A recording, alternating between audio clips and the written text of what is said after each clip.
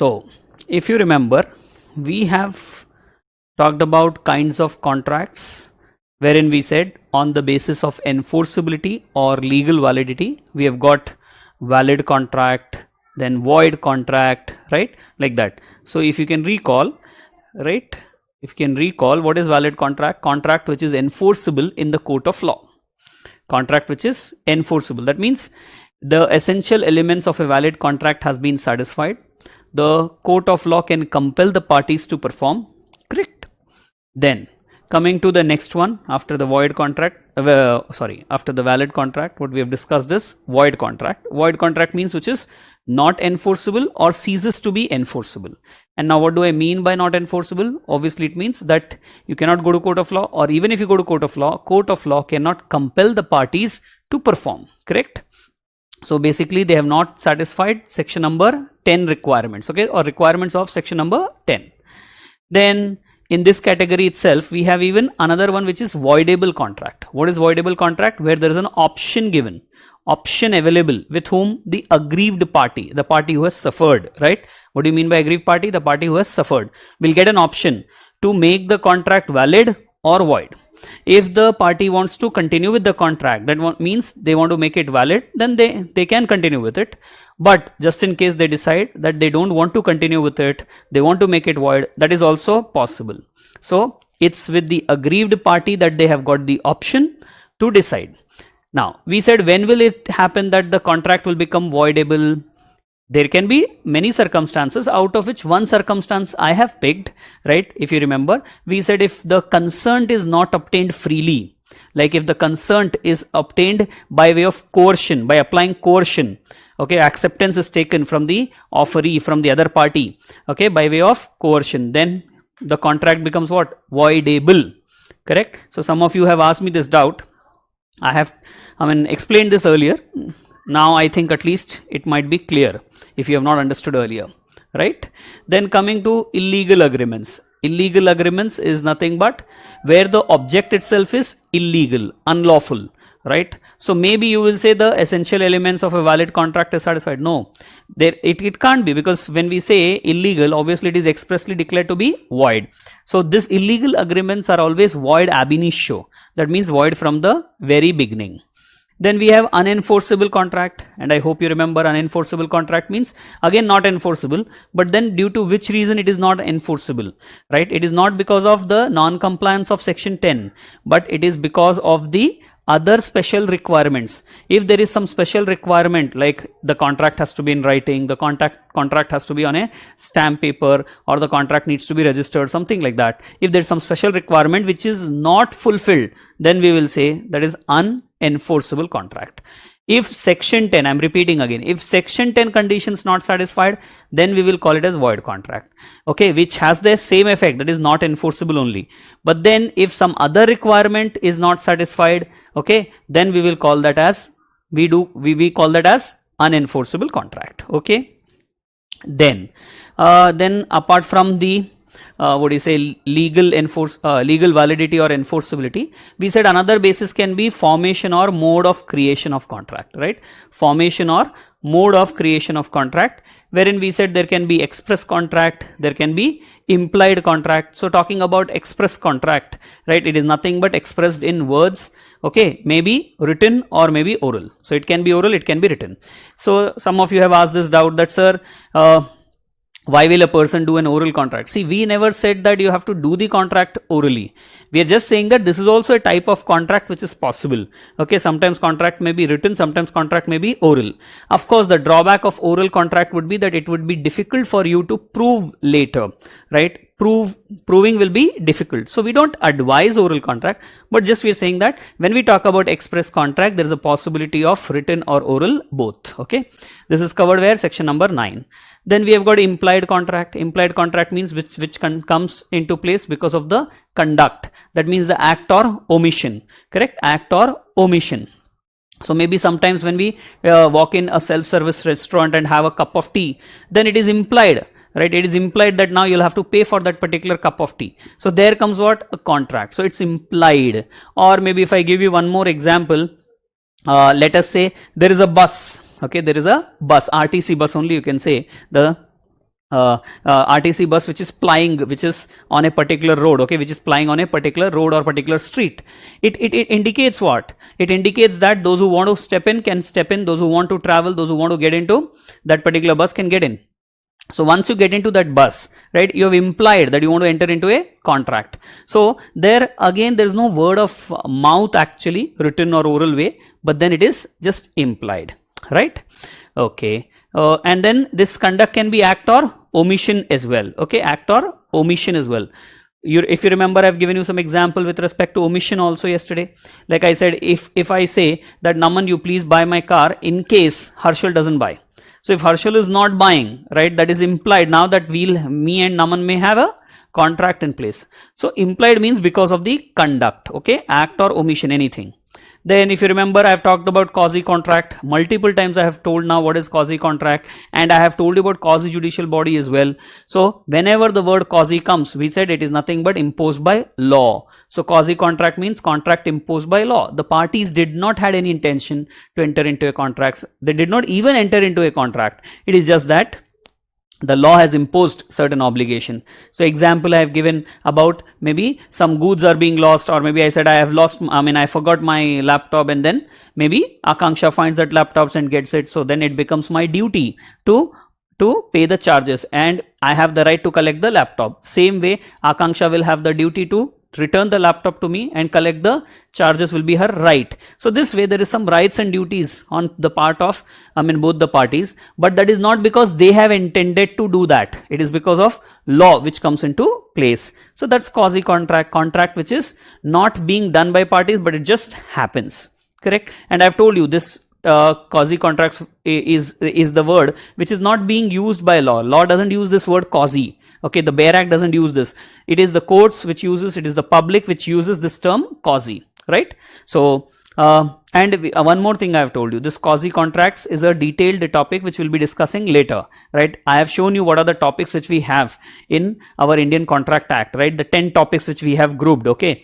First one was nature and kinds. First one is nature and kinds of contract. And then after that, you know that we are discussing basically essential elements of valid contract only in detail, isn't it? After discussing nature and kinds of contract, what is that we are going to discuss now? You know, we are going to start offer and acceptance, which is nothing but an essential element of a valid contract. Then we are going to discuss consideration, capacity to contract, free consent, legality of object and consideration, right? Agreements which are expressly declared to be void. So that means basically we are going to talk about all those essential elements given under section 10 in detail, okay? So in that, I have also told you one of the topic is quasi contract which we are going to discuss. So in detail we'll discuss there, but brief idea I have already given. Okay guys, so pay attention, please. So then tacit contract, we said tacit contract means the contract which comes by some action or customary mode. So I've given you example, auction sale. In case of auction sale, if you remember, I said striking of that hammer on the table. Only when that happens, striking of hammer on the table, then we say yes, the sale takes place, right? The contract comes into existence.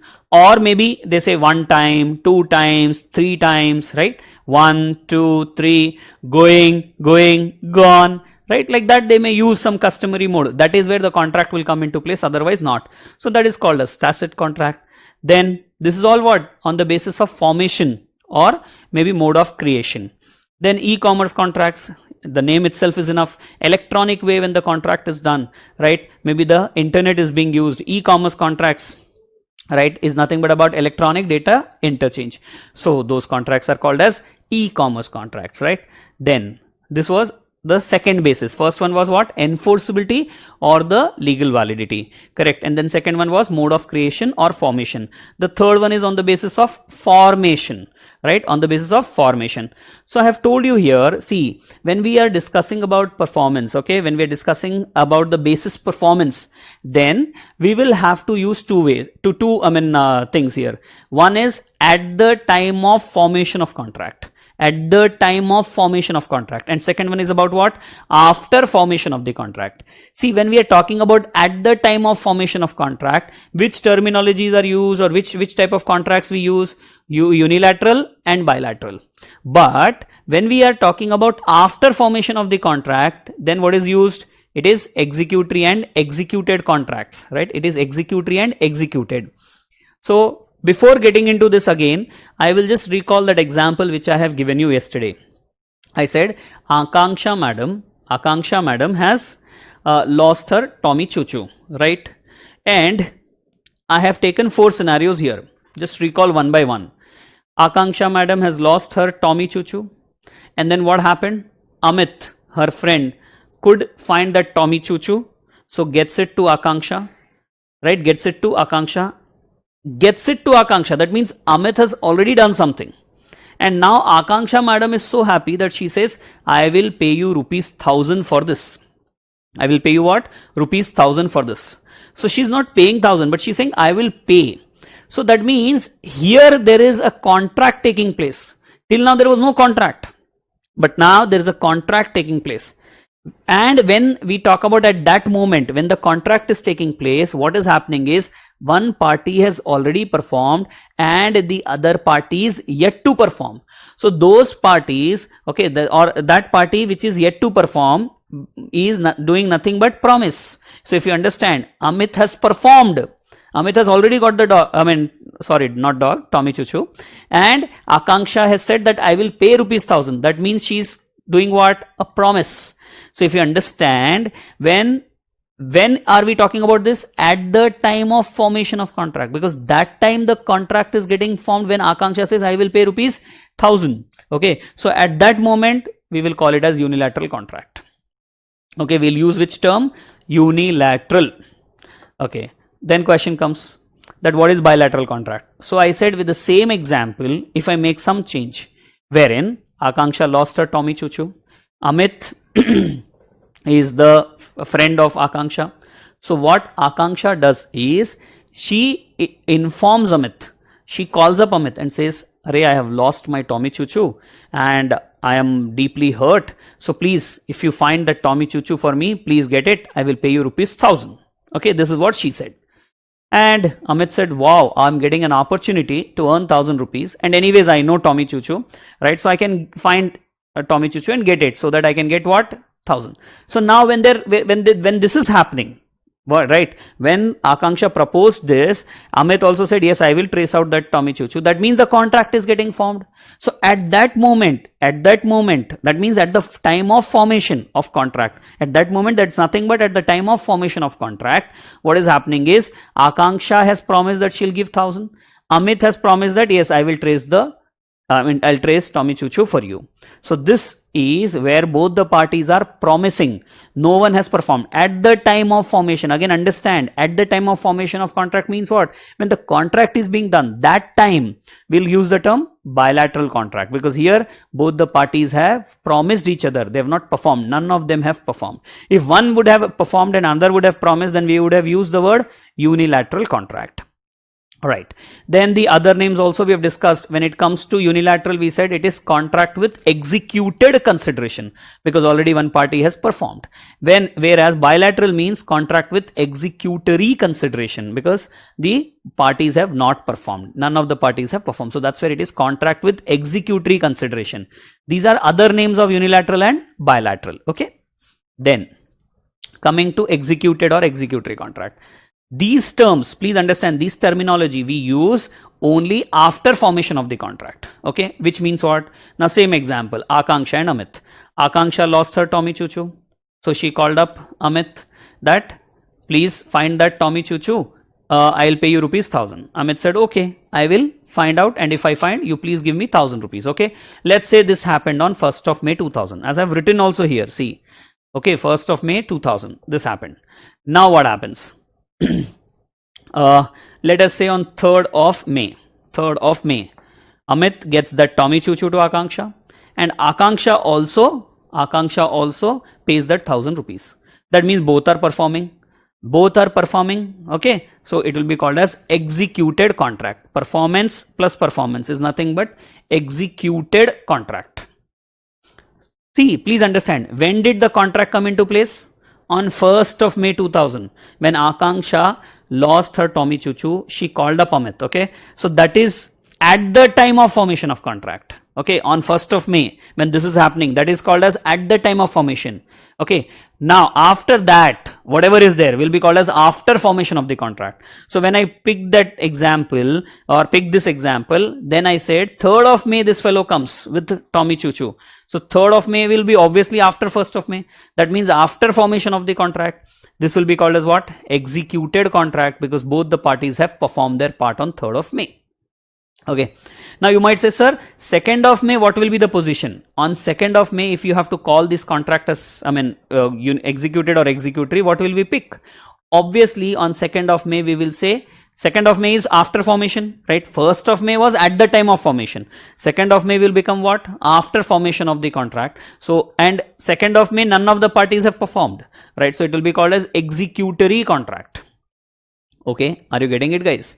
So in this example only, if I talk about, in this example only, if I talk about 2nd of May 2020, then what will happen is it will become executory contract. But 3rd of May, it is nothing but executed contract, because both the parties have performed. Okay, then coming to executory. Now you might have understood, but again I'm explaining. Okay, the same example. 1st of May she lost. 2nd of May, none of them have performed. So if you understand 2nd of May, it will be called as what? Executory contract, right? 3rd of May, Tommy Choo Choo was brought in by Amit. Okay, Amit brought that Tommy Choo Choo on 3rd of May, but Akanksha did not pay. So 3rd of May, again it will be called as executory. See, it will be called as executed only when both the parties have performed their respective obligation. Okay, even if one of the parties have not performed, then it will be called as executory contract. Okay, so on 3rd of May, it is again executory contract. But on 4th of May, when Madam Akanksha pays that 1000 rupees to Amit, it can be called as executed contract. Right? It will be called as executed contract. But on 2nd of May, on 3rd of May, or 1st of May, let's say 1 o'clock this happened. She lost and she called up. Okay. So that is at 1 o'clock, it is at the time of formation. But after 1 o'clock, okay, let's say after 1 o'clock, meaning let's say 1:15, the status is what? Executory. Only the words unilateral and bilateral will be used when we are talking about at the time of formation of contract, means when the parties are entering into the contract at that moment. Okay, it is unilateral or bilateral. But after that will be all nothing but after formation of the contract, where we'll be using the term executed contract and executory contract. Okay. Now here there may be a question, okay, there may be a question which you can ask. And what can be that question? Maybe you can say, sir, at the time of entering into the contract itself, okay, at the time of entering into the contract itself, if at the time of entering into the contract itself, let's say both the parties have performed, okay, both the parties have performed. This also is possible. How is it possible? Let's say I go to a mobile shop, I pay money and the person gives me mobile. So now that moment itself the contract is taking place, and at the time of entering into the contract itself, I am paying that money. Okay, let's say rupees 10,000 is what I have to pay, and I'm paying that, and that person is giving me that mobile worth rupees 10,000. So now you will say, sir, at the time of formation of contract itself, what is happening is both the parties have performed. So what should we call this contract as? Because if you just have a look at the time of formation of contract, we said maybe there can be performance promise or there can be promise. If it is performance and promise, then it is unilateral. When it is promise, then it is bilateral. But we never discussed at the time of formation of contract, when there is performance, then what do we call it as? However, if you just understand here, that is after formation of contract, if you just have a look at it, you will say, sir, performance is called as executed contract. So please understand, my dear friends, in this situation also we will use the term executed contract. You will say, sir, but it is at the time of formation of contract. Agreed. But then there is no concept of performance plus performance. Okay, there's no name, not concept I'll say, but there's no name given. So we'll use the same name, that is executed contract. Understand, guys?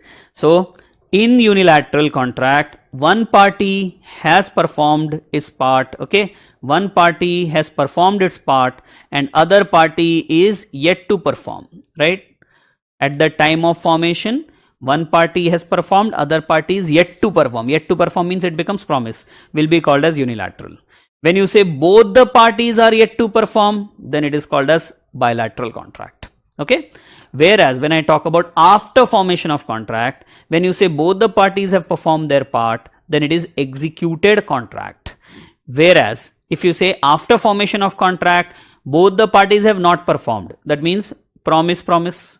Or if you say no sir, one party has performed, other one has not performed. Okay, so performance plus promise is called as what? Executory contract. Okay, and then this one was our question. Okay, this one was our question, that when we are talking about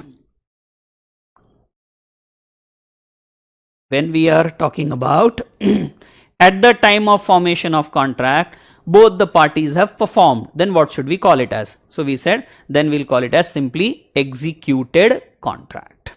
Okay, now just to give you a very chindi example here from our day-to-day life, let's say boy and a girl. Okay, a boy and a girl decided to get married. So do you think when they decided to get married, immediately we'll call them as husband and wife? No. At that moment, maybe you will say fiancé if engagement has taken place or they have committed themselves, right? And slowly, or maybe later on, when the marriage takes place, after the marriage, they'll be called as what? Husband and wife. So please understand, initially we use some other term and later on, that is after marriage, we use some other term. It's quite possible, right? Or it happens, no? Same way here. At the time of formation of contract, which terminology will use? Unilateral, bilateral. After formation of the contract, which terms will use? Yeah, executory and executed contract.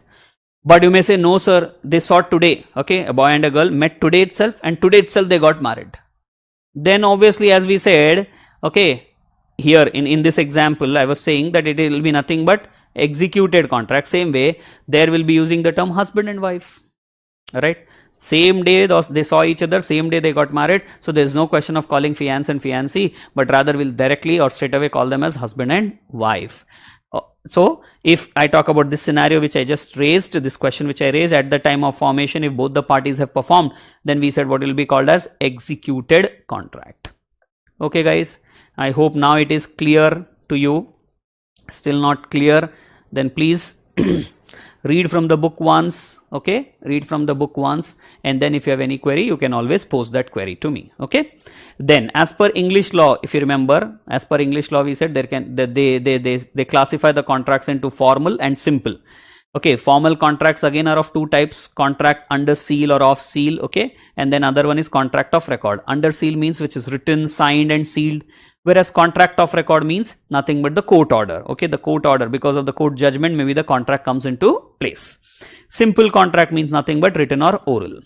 And if you remember, I have told you that English law, whenever we are discussing something from English law, we are trying to compare Indian law with English law. That's only for the sake of, okay, your knowledge, general knowledge. Okay, it's not that you need to memorize this, it's not that you need to by heart this, right? Then if you recall, yesterday I have told you that there can be different types of questions asked in the examination. It's a subjective type paper, so basically the questions will be theoretical, which will be descriptive questions. Okay, theoretical meaning nothing but descriptive, or maybe distinguishing questions, or maybe some practical questions in the sense where you will have to apply the provision. Okay, where you'll have to apply the provision which you have understood in a given situation. And then maybe there is a possibility, we don't know, maybe there is a possibility of what they asking MCQs or true or false with reason, or maybe fill in the blanks. Okay, very less chance, but yes, we cannot rule out. Okay, then I've told you that when they are talking about theoretical question like descriptive and distinguishing, then basically they are checking your understanding of the concept and whether you're able to remember things or not. But when they're asking practical question, the main idea is to check whether you're able to apply the provision which you have understood. Right, apply the provision which you have understood or not. So that's where practical questions.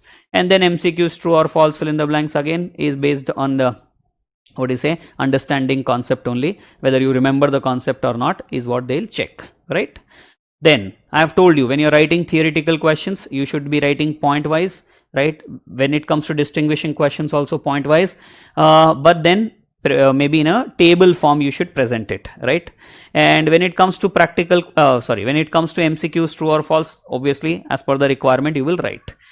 But when it comes to practical question, I have told you, you have to be very careful when it comes to practical question. You have to present it well, and you should cover these elements, right? 5 elements which I have told you in your answer. Number 1, applicable law, meaning whatever provision, whatever law you are referring or you are keeping as a benchmark, that you need to write first.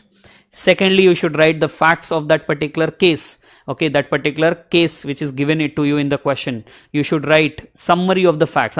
Don't write as it is the facts and waste your time. Just pick up the important points, okay, from the case and write. Okay, so facts of the case. Then what ultimately is the question involved, because sometimes we get lost or we don't understand what exactly they're asking.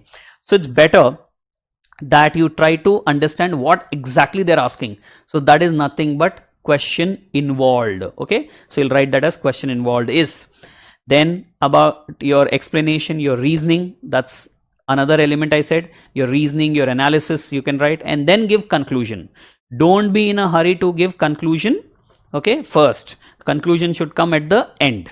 Then I have told you, if you remember, that when we are talking about this conclusion, first you will give the general answer, that means whatever they have asked. But if there is an exception also to it, then you will quote the exception to the answer. And sometimes there is a possibility that they might ask alternative question, meaning they may say that if things get changed or if fact get changed, will your answer also get changed? So you need to write that alternate answer also at the end. Acha. In your explanation, I have told you that you should not forget assumptions, right? If you remember, I have told you, in case some assumption is required, because if facts are not complete, then you will have to take certain assumptions, right, and then answer. So the assumption should be included in your explanation only, correct? Right. Then some points I have told you yesterday, which I have listed out now in a separate file. Okay, so if you just have a look at it, maybe few things I have told you yesterday, few more things I thought of and I have written in one file so that it will be useful for you. Okay, so please pay attention. So before I start off with our topic, offer and acceptance, I just thought I'll complete this part, tips for presentation, so that when you're writing any answer to a practical question, at least you will take care of these things.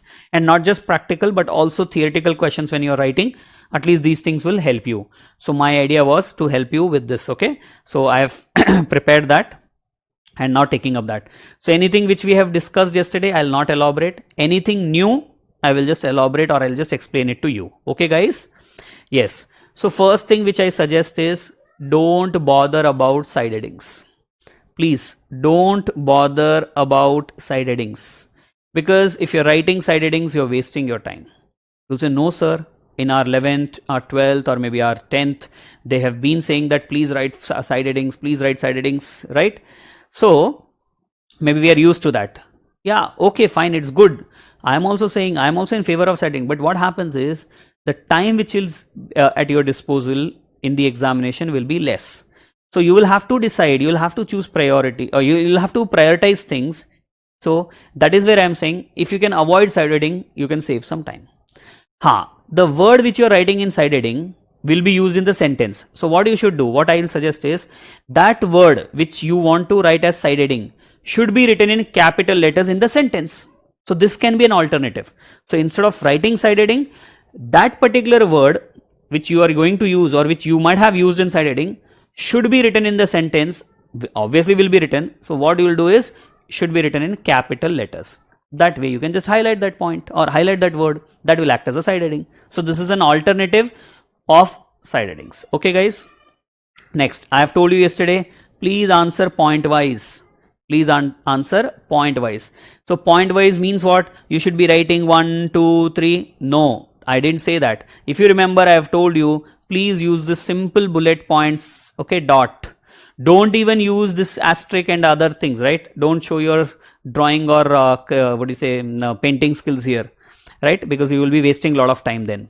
Then I have told you the points which you're writing should be of decent number of lines, right? If you're getting into paragraphs again, I would suggest not to go for paragraphs, but still if you're going for like 4 or 5 lines is like decent enough, after which you should switch to next one, right? Alignment, I have told you, like margins and all, you should take care properly, right? Then please understand, you might be knowing this, but still I'm saying no strike offs, okay? Like this, see example, if you just observe here, this is not right, boss. Please don't do that. See, these overwritings, please avoid, okay? No overwritings, no strikes off and all. But you'll say, sir, by mistake it happened. Like, see this example where I have talked about COMPANIE, right? The spelling of company is wrong. So what I have done?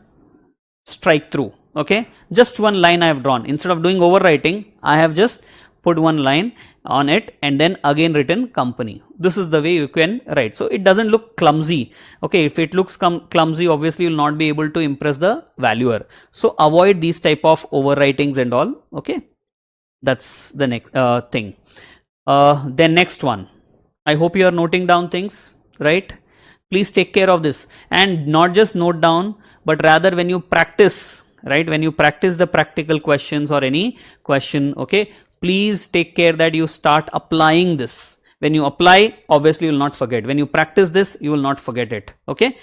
In the examination, unconscious mind should take care of these things, right? It should not be like consciously it should come. Unconsciously you should take care. Okay, if I have done a mistake, if I have done some spelling error, I will not do overwriting. It should be like unconscious way. It should just be a line and then write that again, right? No side headings. It should be like unconsciously happening, okay? Point wise it should come. Like yesterday when I wrote the answer, if you remember, I have written point wise only, okay? Then I will suggest go for only one pen, and institute normally says, okay, black ball point pen, okay, ball point pen. If you say gel pen and all, you may use gel pen, there's no problem, but then that gel pen should be of a quality wherein if some liquid falls, like some tea, water falls, okay, then it should not get spread. The script should not get spread. That's the basic idea. So that's why they say ballpoint pen, but in case you have that gel pen that which will also not spread upon the falling of liquid, then it's okay, you may use that, okay? Then 4 papers you've got, let's say those 2 are what, your MCQ based. So if I talk about 2 papers, I'll say for those 2 papers use 2 different pens, because normally what happens is the color of the ink gets changed, right? It becomes slightly darker, and maybe you'll have those problem with the blotting of ink. So if possible, 1 pen each paper. I'm not saying that after using the pen in the accounts examination it should be thrown. You can use it later on, but for the paper number 2, again use a new pen. And again, after the paper, you can use that for your own, at your home or maybe in your classes. But examination purpose, I'm suggesting this.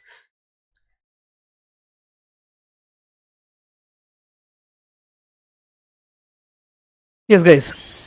So what I was suggesting is that use 1 pen each paper, okay? Then next thing which I have written here, if you just observe, is same as used in class. Meaning what?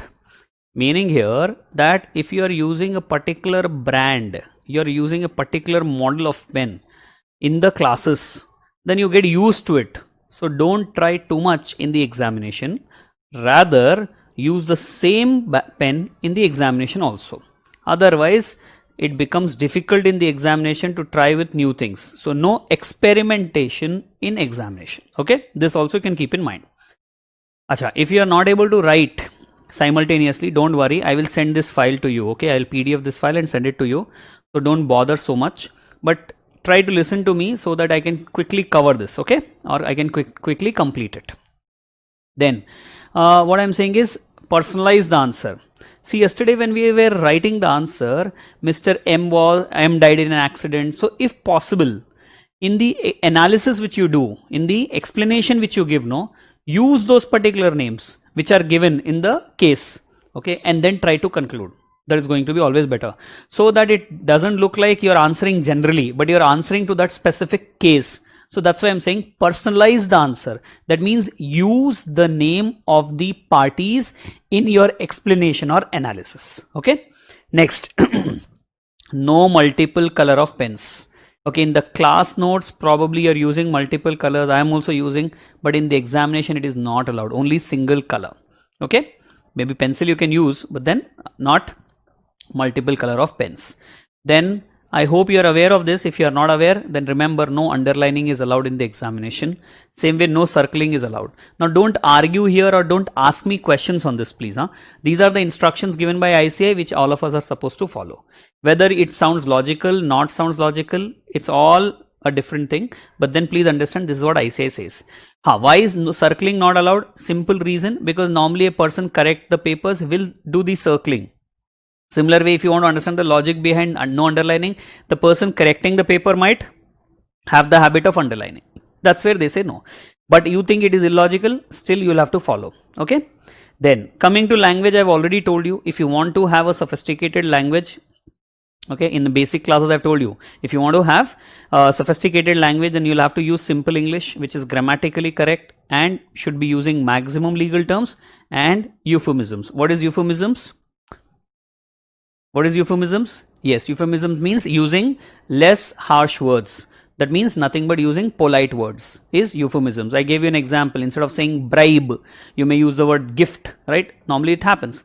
So that way, you have to select words carefully in the examination as well, okay, while writing the answer. Then this I have told you yesterday, bullet points should be inside the margin. Only question numbers should be outside the margin, right? Then in the examination, write each answer on fresh page. Okay, write each answer on fresh page. So if you have first question wherein you have 4 bits, then 1A should be on first page, 1B maybe on the second page, 1C on the third page. If you say no sir, our 1A is of answer is of 2 pages, then okay, start the 1B question on third page. So see to it that any new answer which you're writing should be on fresh page. No sir, in 5th question, A bit covers 4 sub-bits because they're true or false. Then it is okay, boss.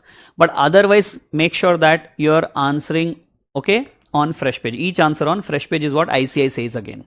Then please understand, diagrams, flowcharts, we might use in the classroom again, but should not be used in the examination unless they specifically said, please explain this with the help of a flowchart. Please explain this with the help of a diagram. Then you're supposed to write, otherwise you should avoid this. Then I have told you, I guess earlier only, that you will be provided with a single rule paper in the examination, not plain paper. So start using single rule books only. Okay, whether it is accounts, whether it is business laws, BCR, anything, please start using single ruled books so that you get that practice, okay, practice which will help you in the examination also. Then if possible, this is again my suggestion, if possible, don't use complete cursive handwriting, okay, because everyone may not be able to understand complete cursive handwriting. Now, what do I mean by complete cursive? Because you'll say, sir, you're also using cursive handwriting. Yeah, I am using, but my handwriting is not completely cursive. Like if you observe, normally what happens is, when I'm talking about completely cursive, people will write P as this, K as this, correct, I as this. So if possible, please avoid all this. This complete cursive handwriting may not be understandable to everyone. So make sure that the person who's correcting your paper should be like, comfortable, should feel that yes, you have not, wasted his time or you're not troubling him much. Okay, if you make his life easy, then he will make your life easy. So this is again my suggestion. To follow or not is your wish. India is a democratic country. Okay, my job was to give suggestion. I have given it because few people argue with me. So I'll not take up that. Any query you post relating to this, I'm not going to answer at all. Okay. Then no short forms, I've told you yesterday itself. But then I've told you, if you remember some example I gave you, like I said, if I talk about company, CO dot, okay, company, it's a universal short form which everyone uses.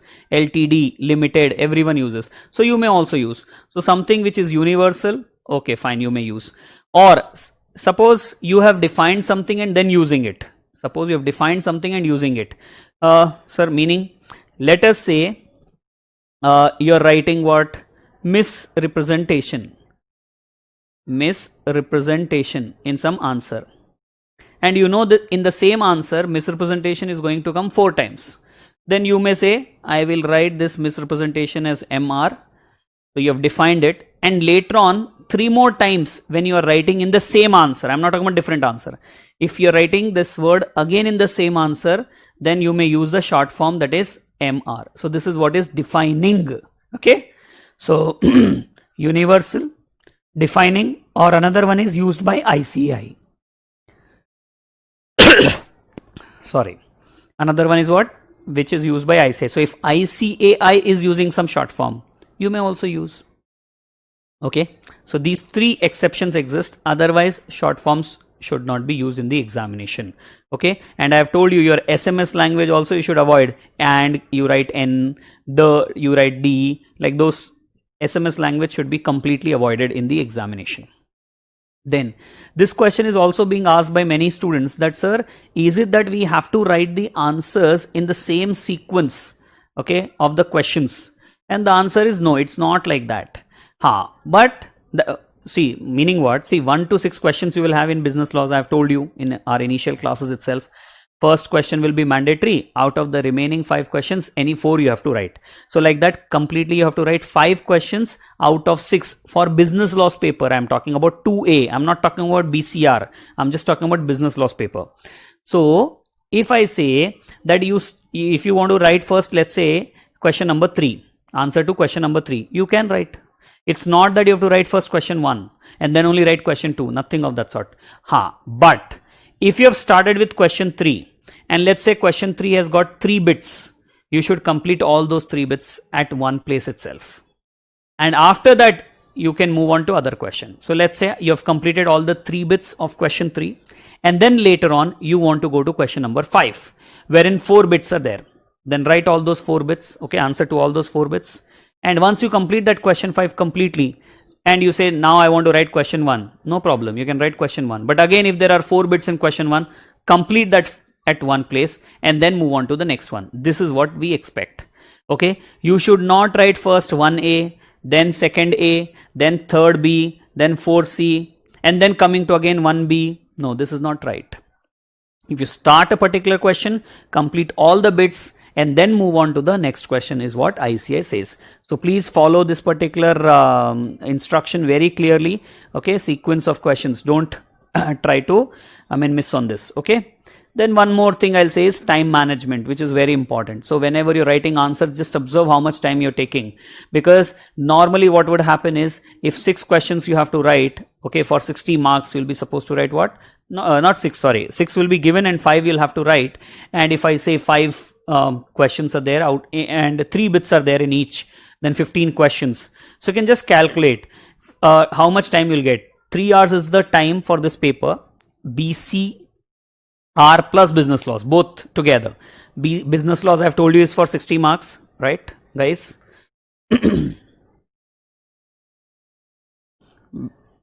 Business laws is for 60 marks.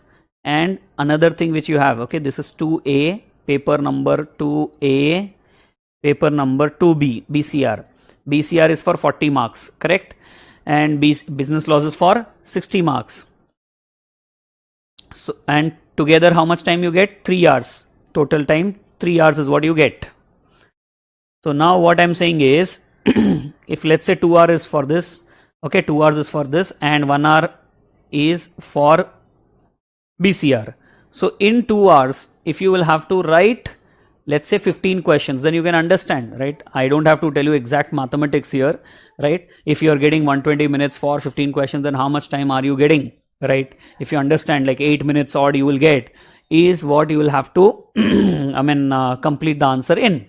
So what my point is, keep that thing in mind. Don't forget that.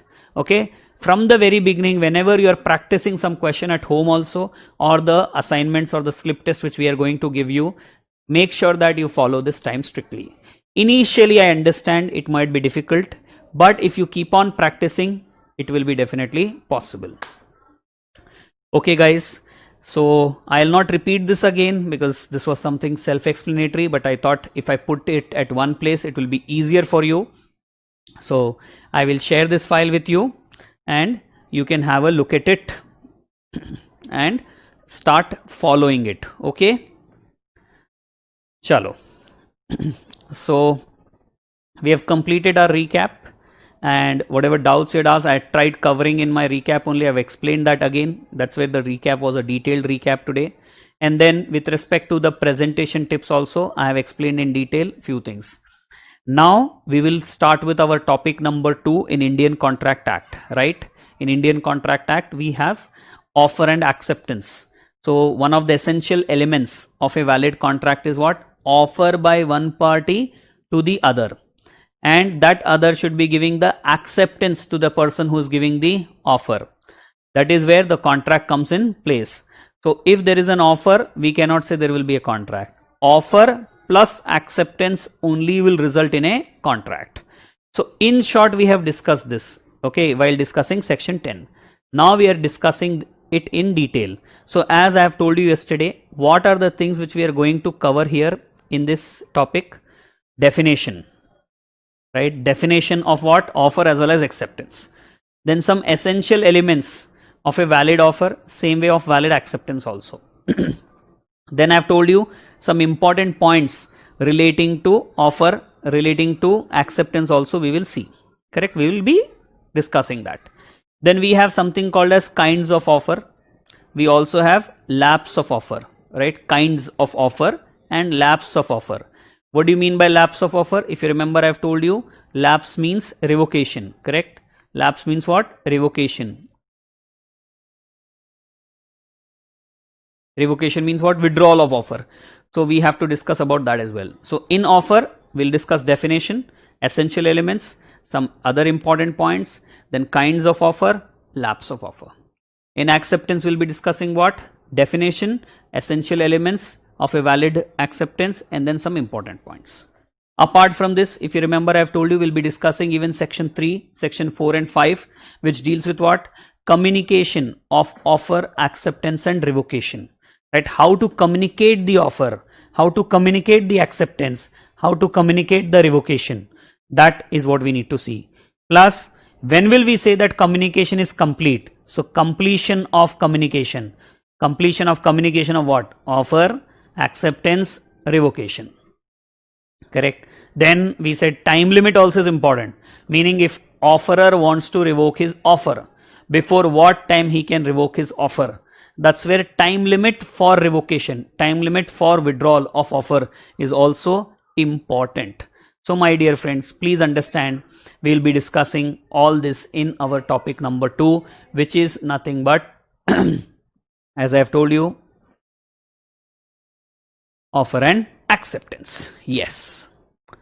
Now, if you remember section number 1, if you just recall, title, extent, commencement date, then 2 clause H is definition of contract, then 2 clause E, right? This is definition of contract. Then 2 clause E is about agreement.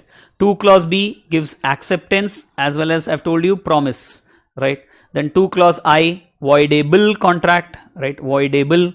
Whereas this one, 2 clause J is void contract. Then section 10 anyways, you know, essential elements of a valid contract. Then section number 9 is express or implied contract, right? Then 2 clause A, I've told you definition of offer, right? Which we'll be reading in this topic. 2 clause B, definition of acceptance, and then the other sections is what we are going to see, section 3, 4, 5, 6 and 8. So let's start without any, delay now. First thing which we'll be discussing is definition of offer. Okay. What are we going to discuss first? Definition of offer. And the definition of offer is given where? Section 2, clause A. My dear friends, let me tell you again, whenever we read some law, we first try to read the law from the bare act. Right? We try to get the points from the bare act, from the act itself, from the act as it is. Right? Bare act means what? Act as it is. So from the act itself, we are trying to get it. In case we don't get that, then probably we refer other things, like if you remember rules or corrigendum or maybe the notifications or the case clause, like that. There are multiple things which we refer for reading a law. If you have not watched those videos, I I suggest, I request you to watch the videos. If you have any sort of backlog, if you have not watched any of my previous classes, I request you to watch them, so that now when I am explaining these things, you will understand it better. Otherwise, what happens is you don't understand something and then you ask a query, and then it becomes difficult every time for me to repeat things. Okay, so please, my humble request, watch all the previous videos if you have not attended those classes. Okay, 5 anyways were the live classes, and the 2 classes, recorded classes, which we have given it to you yesterday and day before yesterday. Okay, chalo, now what are we talking about? We said definition of offer. So definition of offer, what do you mean by offer, is given in section 2 clause A of what? Obviously Indian Contract Act 1872, correct? Indian Contract Act 1872. So what does it say? It says maybe when a person signifies, okay, when a person, let's say, signifies his willingness. Signifies means what? He expresses, he indicates his willingness to some other person. Okay, let's say to some other person. Acha. Signifies his willingness for what? Maybe to do something, maybe to do something, or maybe not to do something. Maybe not to do something. So when we say to do something, that is nothing but act. There's nothing but act. To do something positive, right? When we say not to do something, that is nothing but abstinence. There is nothing but what? Abstinence. Okay, abstain, abstaining, abstinence. Okay, these are all one and the same. Only thing is the grammar changes. So when a person, okay, when a person signifies his willingness to do something, okay, he's sharing his willingness to do something or maybe not to do something with other person, and that too with an intention. Okay, with an intention. What sort of intention? To take the assent from the other party. To take the assent from the other party, meaning to take the acceptance from the other party. Sir, acceptance to what? Obviously acceptance to the act or abstinence. Okay, assent is nothing but acceptance. So this assent is for what? The act or maybe for abstinence. So only signifying is not enough, my dear friends. Please understand, signifying itself is not enough. Okay, but also should have an intention. Okay, signifying means indicating or expressing that, okay, I want to do this or I don't want to do this, and he's also having an intention that the other party should give acceptance to that. Okay, acceptance to that act which he said he will do, or to that abstinence which he said he will not do. So he has that intention to take assent also, acceptance also. Understand? No sir, we didn't understand. Okay, I'll give you an example. Let's say now, let's say example I'm taking. Okay, maybe a person expresses to another person that I would like to sell my car, for rupees 5 lakhs. Okay, for what? Rupees 5 lakhs. He has expressed his willingness to this other person that he wants to sell his car. So that means this is to do something, right? He has expressed his willingness to do something, that is to sell his car for rupees 5 lakhs. And when he is doing this, tell me, can he have an intention that I am giving this offer but that person should not accept? No, it's not right. So please understand that when he is doing this, he is expecting that the other person will give the acceptance to it. He has that intention. This fellow has the intention that the other party will give acceptance to it. Okay, the other party will give acceptance to it. So that intention he has, intention to get the acceptance from the other party.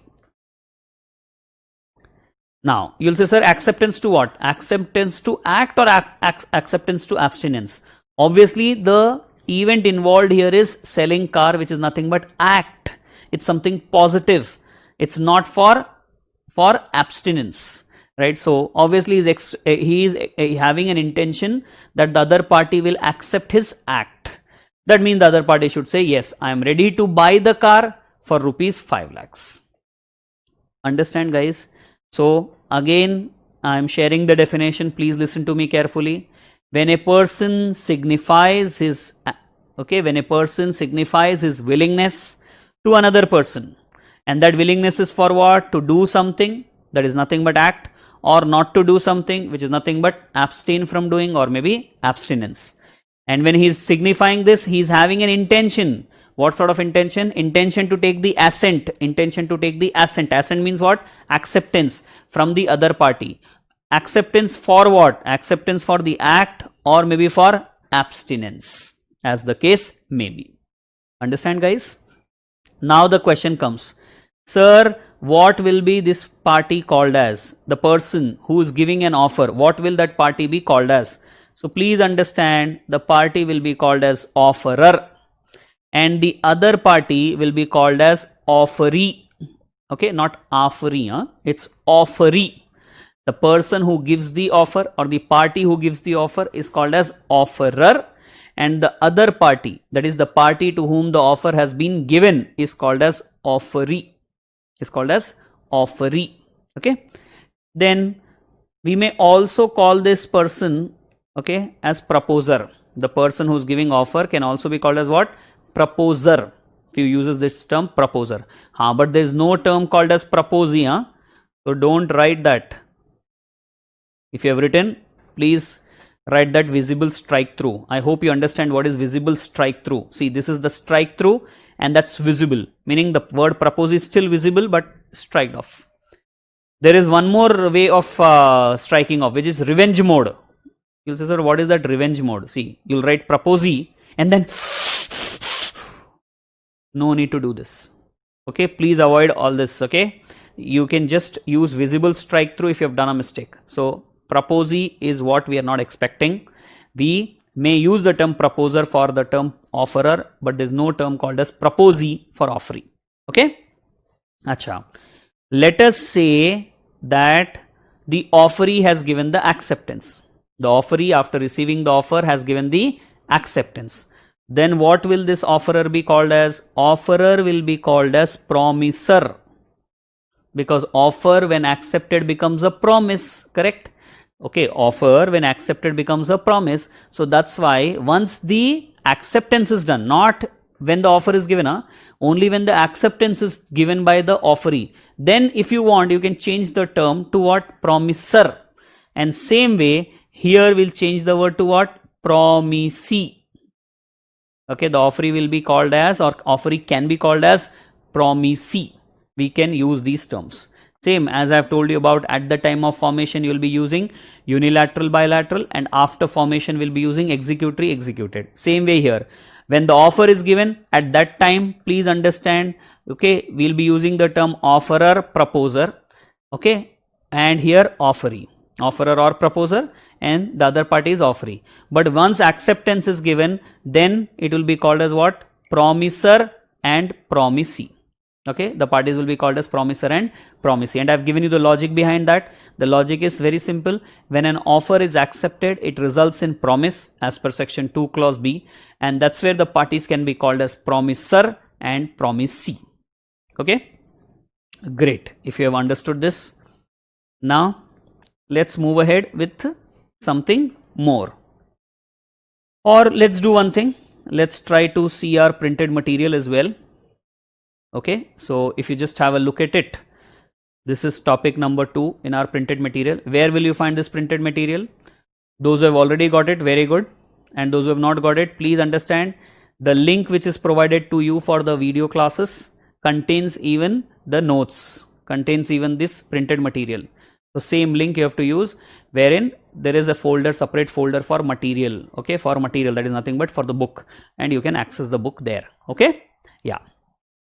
Achha, and one more thing, the video classes which are being uploaded is uploaded in the same folder on a daily basis, so the link remains the same. Okay, the link of that Google Drive which is given to you is going to be used throughout our sessions. Okay, so the link will not change on a daily basis. The link will remain the same for classes, and the same link has got even material, that is the book. Okay, yeah. So now talking about definition of offer, as we said, it is given where? Section 2 clause A. Section 2 clause A. So what does it say? An offer consists of the following two parts: expression of one person's willingness. Expression of one person's willingness for what? To do or to abstain from doing something. To do or abstain from doing something. When they say abstain to do, that means it is nothing but act. When they're saying to abstain from something, that means nothing but abstinence, right? Not to do something, that is abstinence. Such expression should be made with a view to take or obtain what? With a view to obtain the assent of the other person to the proposal, act or abstinence. That is, he is trying to take the acceptance for that act or for the abstinence which he has offered. The person making the offer will be called as what? Offerer or maybe proposer. And once that offer is accepted, then you know that person will be called as what? Promiser. Where is this written if you want to know? It is written in section 2 clause C. Section 2 clause C helps us understand who is a promiser and who is a promisee. From there only we have got these terms. Okay. And the person to whom the offer is made is called as offeree. Okay, is called as what? Offeree. And when the offeree gives acceptance, then the offeree will be called as what? Promisee. Offeree will be called as what? Promisee. Again comes from where? Section 2 clause C. Okay, so the two parties, offerer, offeree, later on will be called as promiser and promisee. Later meaning when the acceptance is given. Now example, if you just go through the example, there are two persons, A and B. A sends an offer to B to sell his car for rupees 1,25,000 to B. This is an offer, correct? A is the offerer or proposer, and B, to whom the offer is made, is an offeree or promisee. But please understand, when will we use this term promisee? Same way, when will we call A as promiser? Only when acceptance is given. Then only we are going to call it them as promiser and promisee. Okay, my dear friends, I hope all of you have followed this. So now let us continue with essential elements of a valid offer. Okay, let's continue with what? Essential elements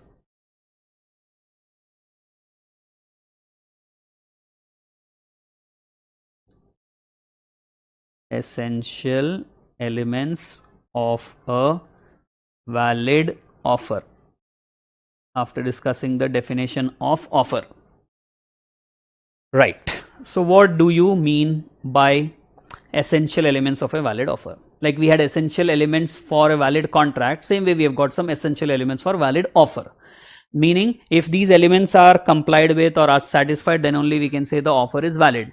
And if offer is valid, that is where the acceptance given to that valid offer will result in a promise and thereby a contract, otherwise not. So it's important to understand this properly. Okay, so let's discuss one by one what are those essential elements, okay, of a valid offer.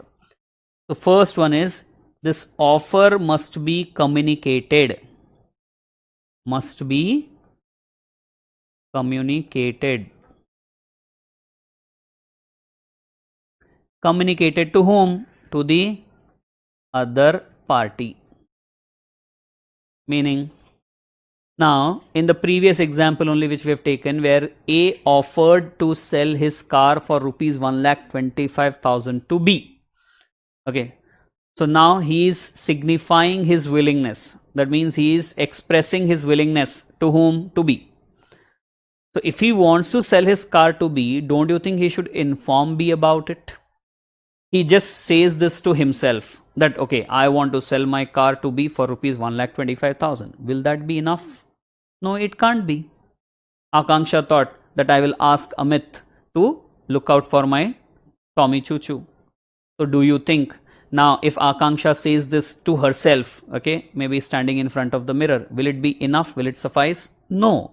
So please understand, if you want to give the offer to someone, you will have to communicate to that someone, right? So that's where the first thing, must be communicated. What must be communicated? Obviously offer. We are discussing offer. So offer must be communicated to the other party. And why is it that it should be communicated to the other party? Because the offerer has an intention to take the acceptance from the other party. So this offer should always be given with a view to obtain what? To obtain the consent of that other party. What is that other party? Called as offeree. So whenever offer is given with a view to obtain the consent of offeree. Right? Don't just give an offer for the sake of it. When you're giving an offer, be serious about it. You should have an intention that the other party should accept my offer. That should be your intention.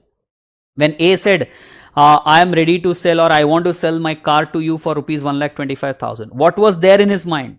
It was there in his mind that yes, this person should give acceptance to it. That way the offer should be given. This is another essential element which has to be kept in mind.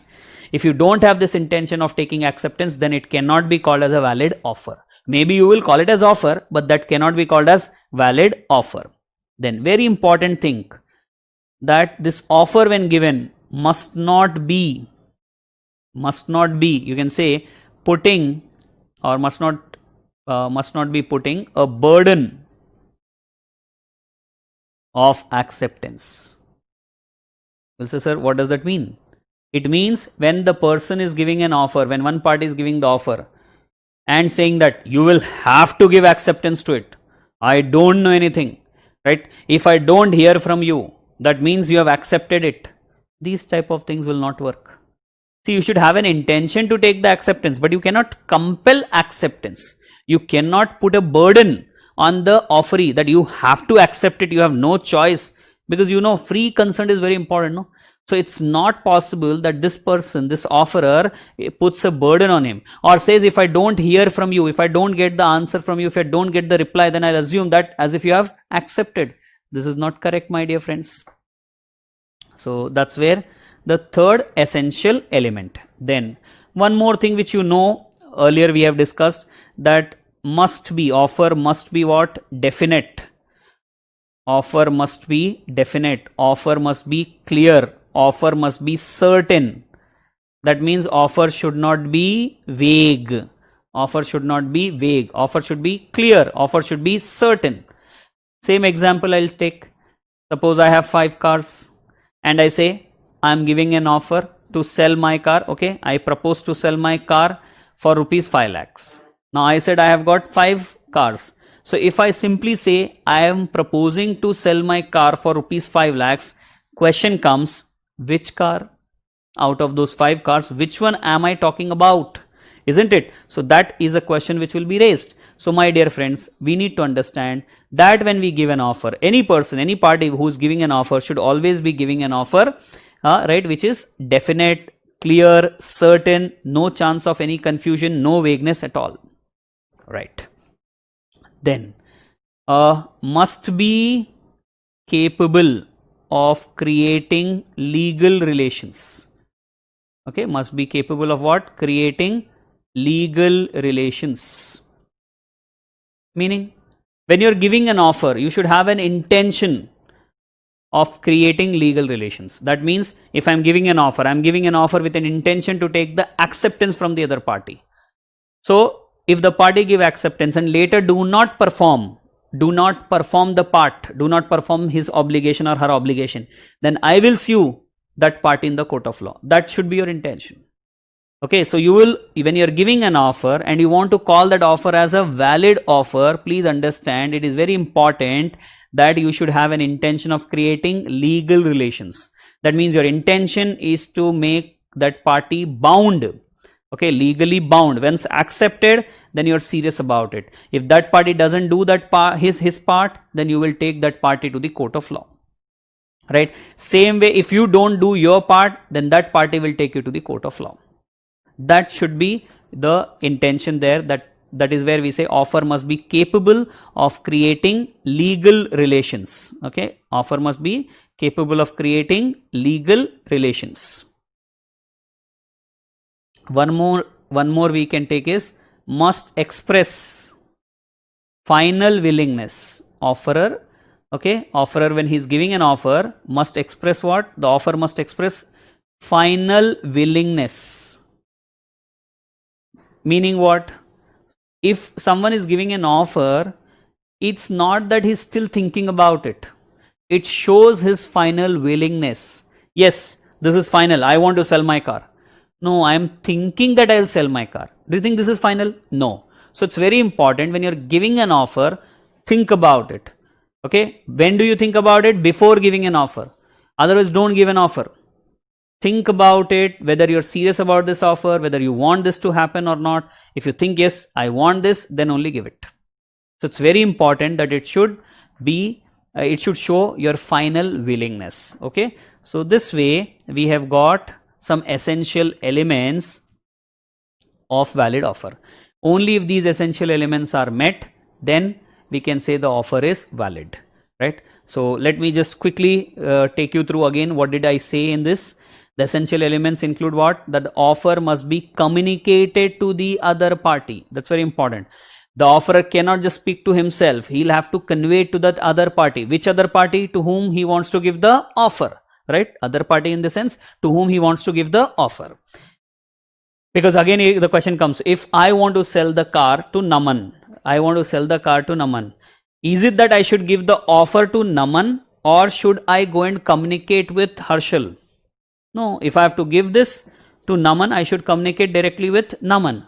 You may say, sir, but if let's say Harshal is Naman's agent, then okay, that's an exception. Otherwise, normally we'll say, okay, if I want to sell to Naman, then I should communicate with Naman with a view to obtain the consent, right? With always a view to obtain the assent, consent, acceptance. This is all one and the same, assent, consent or acceptance.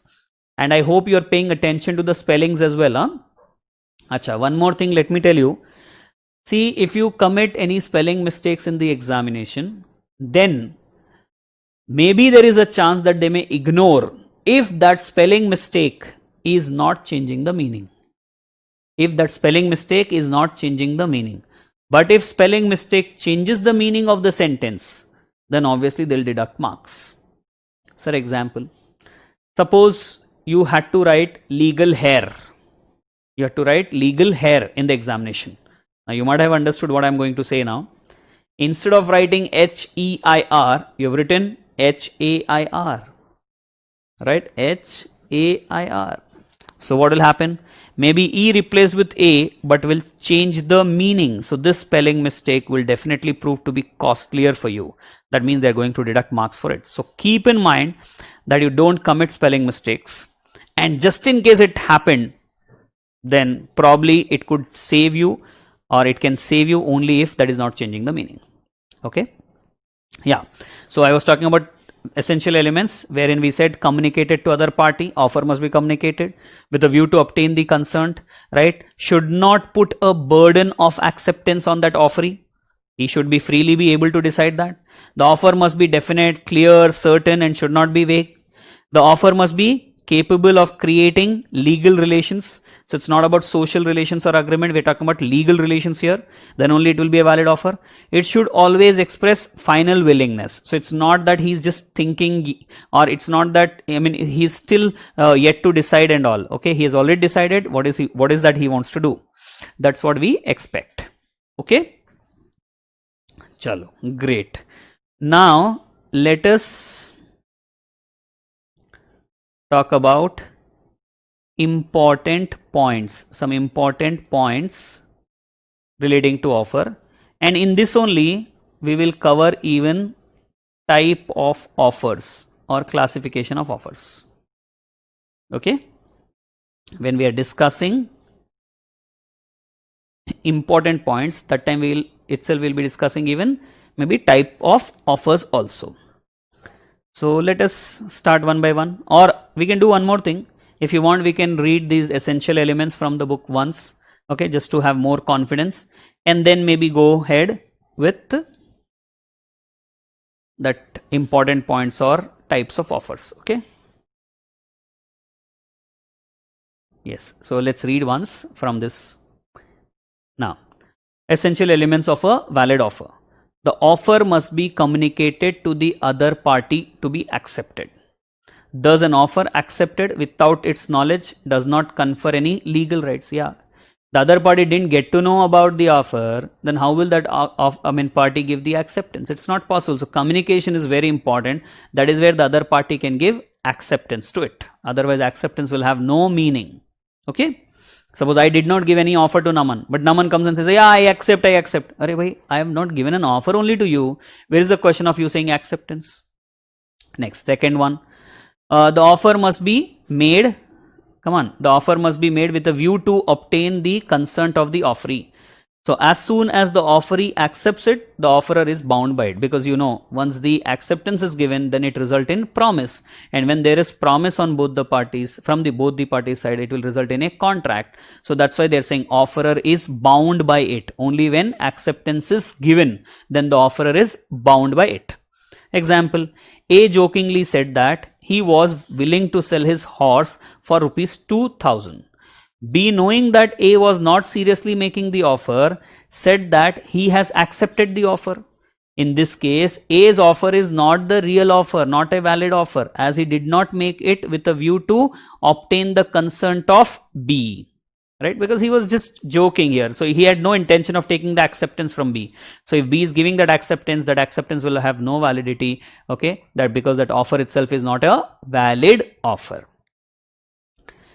Then an offer must not put the burden of acceptance on the offeree. Right? No burden. It should not put any burden. The offerer cannot say that if the acceptance is not communicated within a fixed period of time, the offer will be considered as accepted. Okay? If offerer says that I don't hear from you within so and so time, I'll treat that as acceptance. No, these type of things can't be written. Law doesn't recognize it. Then the offer must have its terms definite, certain and clear. Correct? So A offered to sell to B 100 tons of oil. The offer is uncertain as there is nothing to show what kind of oil is intended to be sold. Next, the offer must be capable of creating legal relationship. Example, A invited B to dinner and B accepted the invitation. It is a mere social invitation and A will not be liable if he fails to provide dinner to B. Correct? So it's important that it should be capable of creating legal relations. Next, the offer must express the final willingness of the offerer. Sometimes a party does not express his final willingness but proposes certain terms on which he is willing to negotiate. In such cases, he is not making an offer because he is not expressing his final willingness to enter into a contract. See, sometimes what he might say that I might think if I get, let's say, rupees 5 lakhs for my house, then I might sell off that. So this is what again doesn't show his final willingness. He is still thinking, he is still contemplating that, which cannot be called as final willingness. So it's important that there shall be final willingness, okay, coming from the offerer's side. Then only that offer can be called as a valid offer. Okay guys, so now let's talk about the next one. So till now, what did we discuss in this? We have discussed the definition of offer, which is coming from section 2 clause A. Okay, section 2 clause A. And then while discussing this definition of offer itself, we have talked about the parties also, right? Parties also, and we have taken the help of 2 clause C, because 2 clause C defines the term, right? 2 clause C defines the term promisor and promisee. So we have discussed that as well while discussing this. Then we have discussed essential elements of a valid offer. And now we are into important points or types of offer. So the first one here, please understand, offer may be made to world at large. To world at large. Meaning what? It is not necessary that every time the offer should be made to a specific person, to a specified person, to an ascertained person. Okay, it's not necessary. Meaning, you'll say, sir, what? See, in the examples which we have been taking or which we have taken, you might recall or you can recall that we always said Naman, we always said maybe Harshal, we always said maybe A wants to sell it to B. Like that, maybe we were talking about a specific person. Okay, offer is being given to a specific person. But don't you think it is possible that offer might be given generally as well? That means offer may be given to world at large also. Sir, how can that happen? Suppose you said, I want to sell my house, and you gave a newspaper advertisement for that. Okay, so you are giving an offer. You are giving an offer to the to the world at large. You rather in this case, so you are inviting offers. You are inviting offers, and that too from world at large. So please understand. I mean, sometimes you may give offer to world at large. Maybe the person said once when he lost his Tommy Choo Choo that anyone who gets that Tommy Choo Choo to me, I will pay ₹1,000 for it. So this offer is for whom? Is it for a particular person? No, it is for world at large, for maybe a group of persons, or maybe generally being given. Like we also ask some questions in the class, right? I also ask. So maybe I can say, come on now, Harshita, you have to answer this, right? That means I'm specifically asking Harshita. But if I say, class, come on, any one of you can give the answer for this.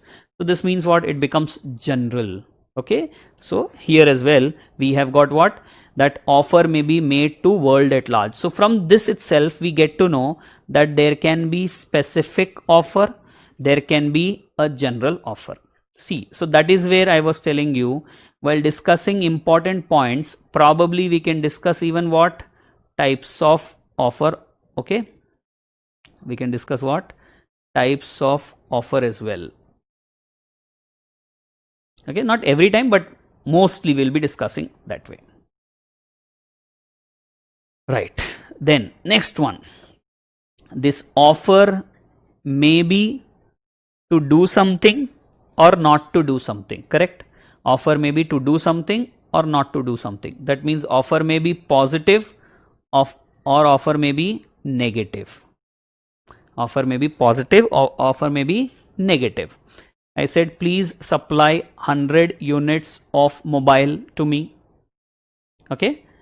I said maybe to someone, let's say to Amit, I said, please supply 100 units of mobile to me. So is this positive offer or negative offer? Obviously this is positive offer because I'm talking about doing something, correct? But there can be even negative offer as well. That is not to do something. For example, yes. Suppose I say, please don't file a suit against me. Please don't file a suit against me and I'll pay you ₹10 lakhs for it. So in this case, I'm giving an offer about what? Not to do something. This is about abstinence. This is about something which is negative. I'm asking the person not to do something. So that way, if you understand, there can be positive offer, there can be as well negative offer. So from this point again, you're getting to know some type of offer, isn't it? Positive, negative. I hope you have understood. Positive is about what? To do something, right? To do something. And negative is about what? Not to do something. This we have understood from the definition also, because definition also was talking about it. Next, third one. Offer may be express or offer may be implied. Offer may be express or offer may be implied. It can be either of this. Okay, it's not necessary offer should be always expressed. It can be even implied. Like I was giving an example of the bus, RTC bus, which is plying on a particular route, particular road, particular street. So it implies, it's like it's giving an offer, not by way of words, but it implies by its action that, okay, anyone who wants to go on to that particular route can come in, right? Can board this particular bus. So this way, it's not always that the offer will be the express offer. Offer can be even implied offer.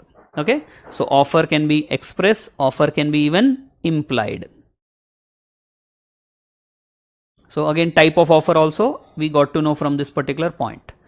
Okay, one more, or rather next one. Cross offer do not result in a contract. You'll say, sir, what is this cross offer do not result in a contract? What are you trying to say? So I'm talking about a very simple thing here, which is relating to cross offer. So first understand cross offer. You'll understand this point very easily when I talk about cross offer. Okay, what is cross offer? Offer which is crossing, that's cross offer. Meaning, sir, what is that? See, sometimes there can be identical offers. There can be what? Identical offers given by two persons to each other in ignorance of each other's offer. In ignorance of each other's offer. Meaning, I'll take an example.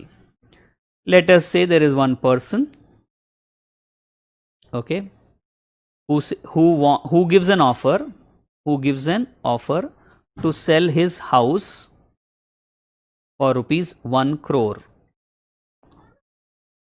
to some other person. Okay, to some other person. So one person has given an offer to sell his house for rupees 1 crore to other person. And let's say this particular offer has been sent by him by post. Okay, this fellow has posted this offer, has posted this offer. And when did he post? Let's say he has posted on 1st of May 2020. Now this other person, okay, this other person, let's call this person as A, who is giving the offer, and this other person to whom offer is given is B. So this other person B is not aware of this, is not having any knowledge of this. So in the ignorance, okay, or without knowledge of that offer, makes an offer. This person is also giving an offer. B is also giving an offer. What sort of offer the person B is giving? B says, I want to buy. Buy what? Your house. Okay, for rupees 1 crore. And B also has posted this offer. Okay, posted this offer. Maybe let's say on 1st of May itself. Now what will happen? If you understand, both of them are making identical offers. A says, I want to sell my house for 1 crore. B says, I want to buy your house for 1 crore. Okay, and these particular offers are being made without having the knowledge of each other's offer. A doesn't know about offer of B. B doesn't know offer of A. So without having the knowledge of each other's offer, they are making an offer to each other, which is called as cross offer, because now the offer will cross each other during post. Understand?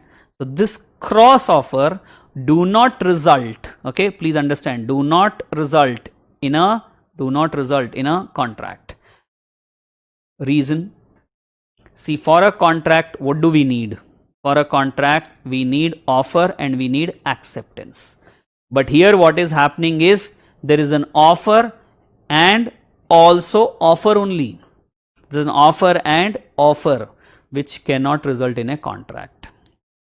Understand, guys? So cross offer do not result in a contract. So while discussing the types of offer, we can say, again we can talk about cross offer. Right? Cross offer is also one of the types of offer which do not result in a contract. Clear, guys? What is a cross offer? Can you just repeat once? It's nothing but identical offer given by both the parties. Okay, the offer given by both the parties, identical offer given by both the parties without having knowledge of each other's offer. Okay, yes. Then next one, or another one we would like to take up.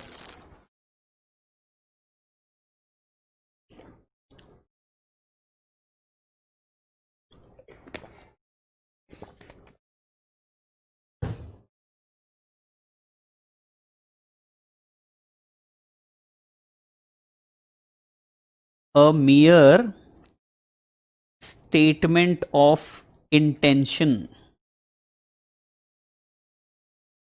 Mere statement of intention is not an offer.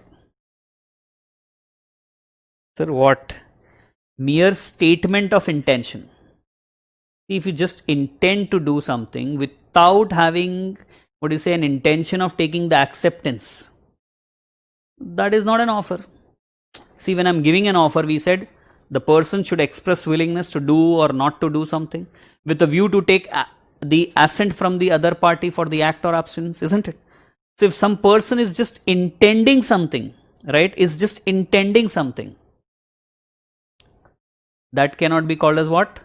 That cannot be called as what? Offer. If I say, I think, or according to me, the house is like worth 50 crores. My house is worth 50 crores. I think that if someone gives me 50 crores, probably I'll sell my house. Again, these are what? These are just statement of intention, okay, which cannot be called as offer. Which cannot be called as offer.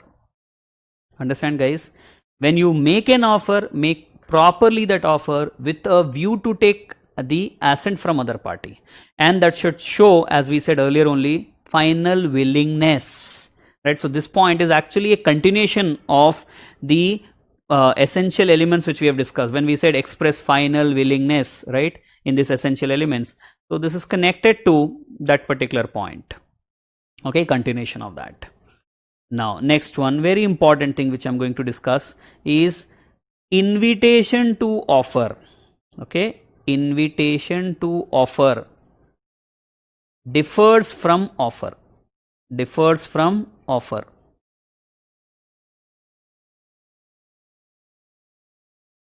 You'll say, sir, what does this mean?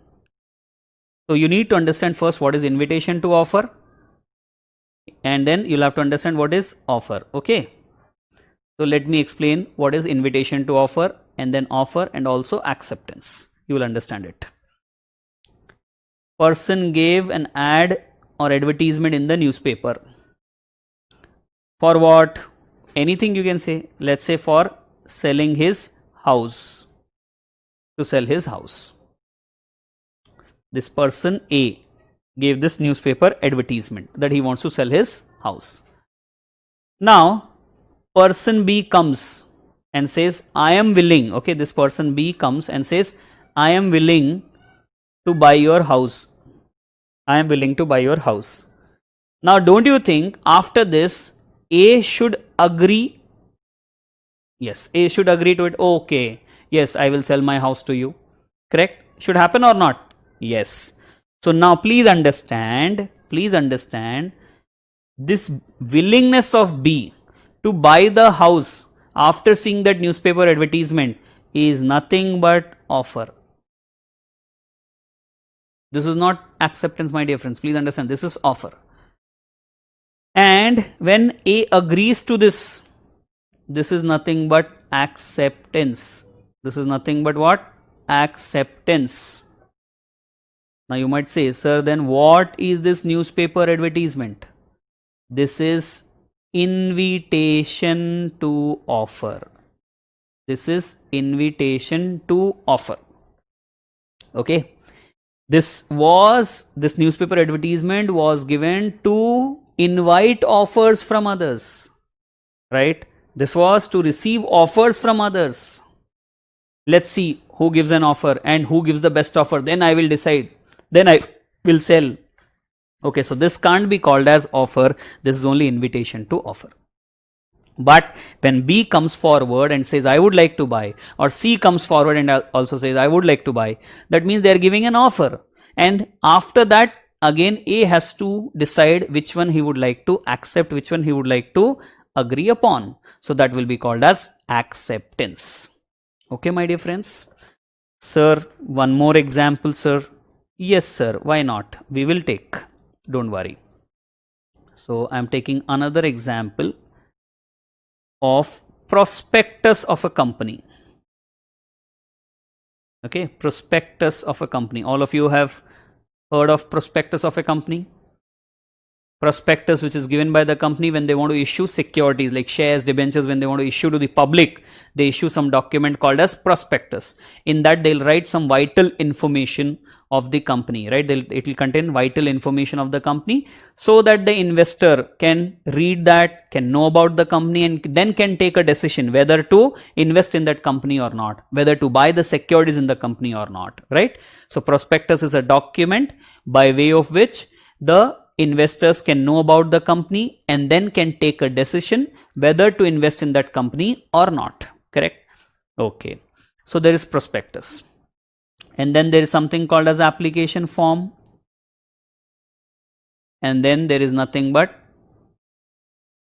allotment, right? There's something called as allotment. These three: prospectus given, person reads that prospectus, the investor reads that prospectus, and then comes and takes the application form, fill it up and gives to the company. He gives that filled up application form to the company, and then company verifies that application form and decides to allots that security, correct? So now when he comes and gives this application form, okay, fill up this application form and give it to the company, what is that particular investor doing? If you understand, he is giving an offer. He's saying, I am ready to buy the security. And when company is allotting the security, please understand, when company is allotting the security, it is nothing but acceptance. It's left to the company now to decide whether to allot or not. That means to accept or not. Then you will say, sir, what is this prospectus then? This prospectus is nothing but invitation to offer. Okay, invitation to offer. Understand, guys? So what we are trying to say is, invitation to offer and offer doesn't result in a contract. When there is invitation to offer and there is an offer, you cannot say there is a contract. But when we say there is an offer and there is acceptance, can it result in a contract? Yes, because it will result in promise, and thereby it can result in what? Contract. Obviously, assuming all the other essential elements are satisfied. Okay. Sir, one more example, sir, for this. Okay, one more I'll give. Maybe let's take the example of supermarket or a showroom where goods are on display. Goods are displayed. So goods, let's say, are on display with some price tag.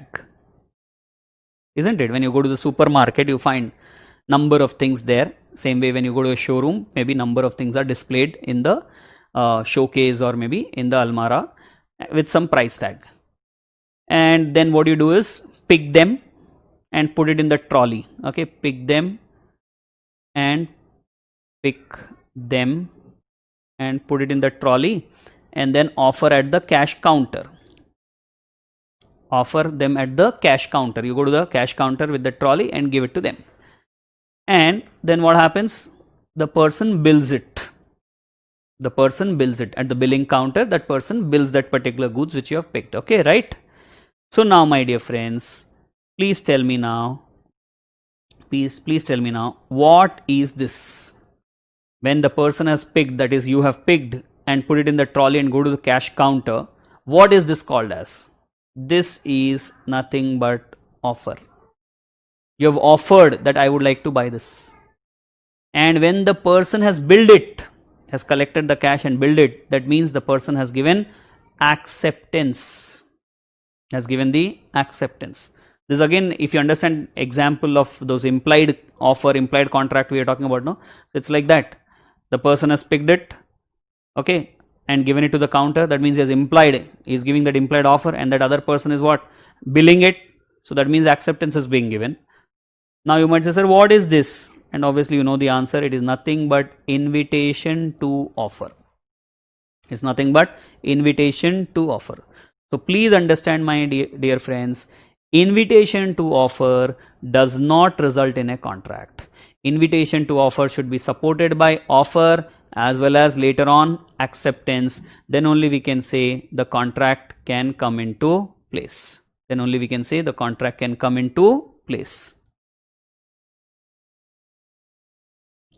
Followed? Yeah, so we were into what? Yeah, we were into important points or types of offer. We have discussed 6. One more I'll talk about. Yeah, one more. is, yeah, answer to a question. Answer to a question doesn't result in offer. Please understand. Meaning, now someone asked me, what is the cost of your car? What do you think is the value of your car? And I said rupees 10 lakhs.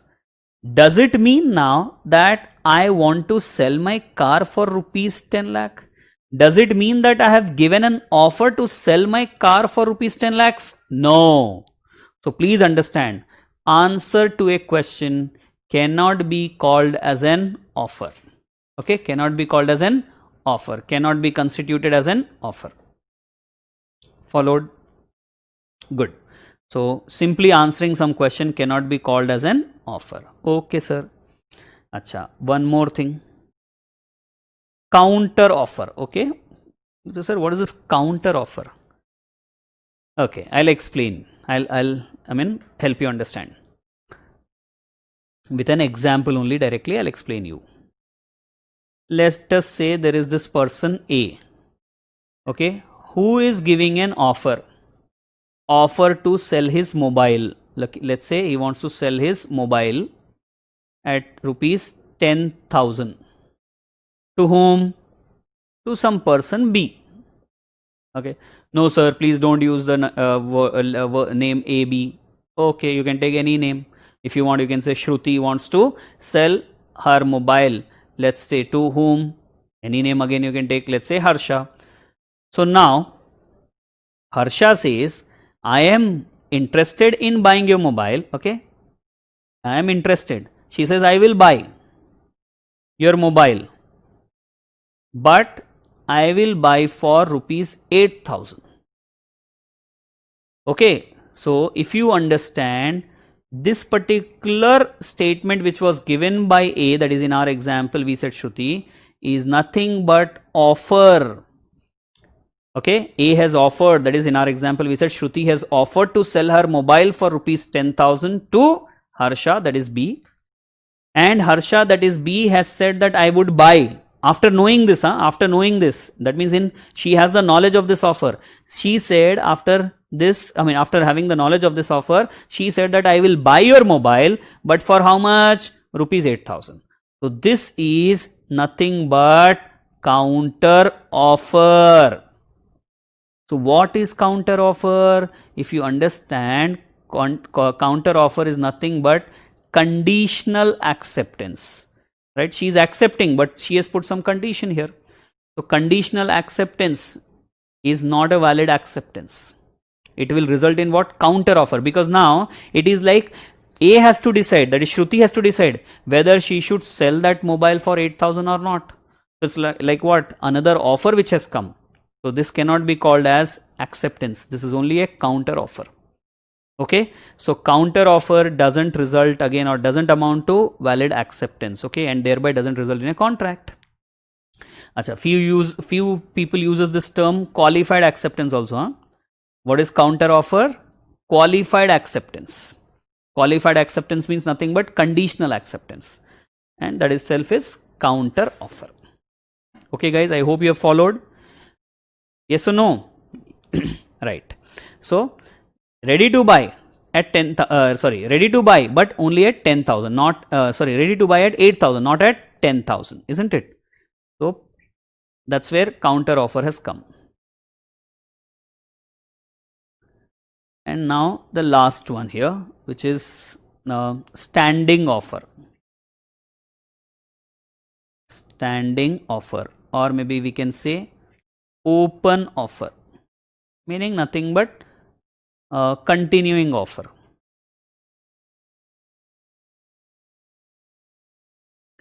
Let's say I go to an interview, I give an interview and I say I propose myself to be an employee of this company, I offer my services to this particular company. They say we don't need your services as of now. So I say no problem, anytime later also if you need your services you can call me.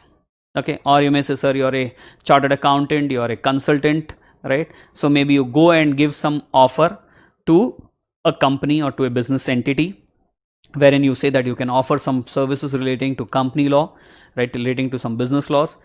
and they say as of now we don't need it. So I say no problem, whenever you need you can call me.